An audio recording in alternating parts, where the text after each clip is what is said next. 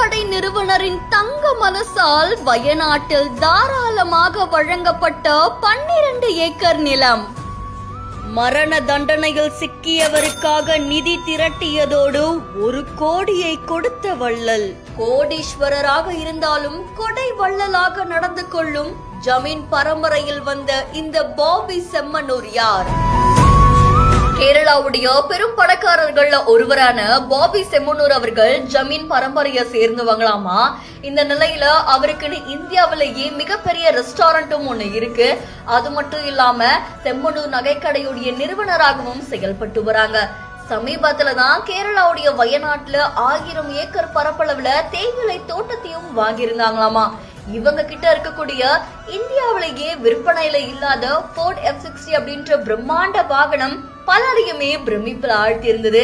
ஏன்னா ஒரு கருப்பு கப்பலே தரையில நிக்கிற மாதிரி அந்த வாகனம் காட்சி அளிக்கப்பட்டுச்சு. இத்தனை கோடி சொத்துக்கள் இருந்தாலுமே தன்னுடைய சொத்துகள் மூலியமா பலருக்குமே இவரு உதவிகளை செஞ்சுட்டு வராங்களாமா. அந்த வகையில கேரளாவை சேர்ந்த அப்துல் ரஹீம் அப்படின்றவங்க சவுதியில வேலைக்கு போயிருக்கும் போது அங்க ஒரு வழக்குல சிக்கினது மட்டும் இல்லாம அவங்களுக்கு மரண தண்டனையும் விதிக்கப்பட்டிருந்தது. அதுல இருந்து அவர் மீட்டெடுக்கணும் அப்படின்னா 34 கோடி ரூபாய் தேவைப்பட்டதாமா. அதுல இருந்து அவர் மீட்டெடுக்கிறதுக்காக பல மக்கள் கிட்டையும் பிரமுகர்கள் கிட்டையும் நிதி திரட்டினது மட்டும் இல்லாம தன்னுடைய ஒரு பங்கா 1 கோடி ரூபாய கொடுத்திருக்காங்க.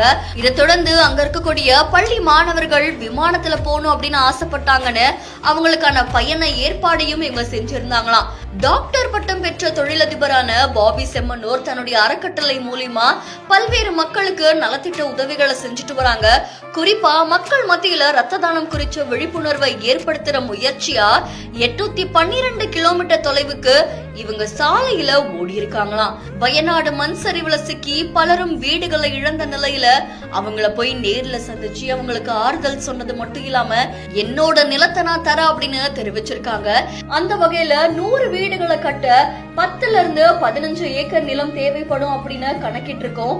ஒருவேளை அதை தாண்டி கூடுதலா நிலங்கள் தேவைப்பட்டா அதையும் நான் தரத்துக்கு தயாரா இருக்கு அப்படின்னு தெரிவிச்சிருக்காங்களாம். தன்னுடைய யூடியூப் சேனல் மூலியமா மக்கள் மத்தியில இன்னும் பிரபலம் அடைஞ்சிருக்கிற பாபி செம்மனூர் அவர்கள் இன்னும் மக்களுக்கு உதவி செய்யணும் அப்படின்னு விரும்புறதா தெரிவிச்சது பலரையுமே நிகழ்ச்சியில ஆழ்த்தி இருக்கு.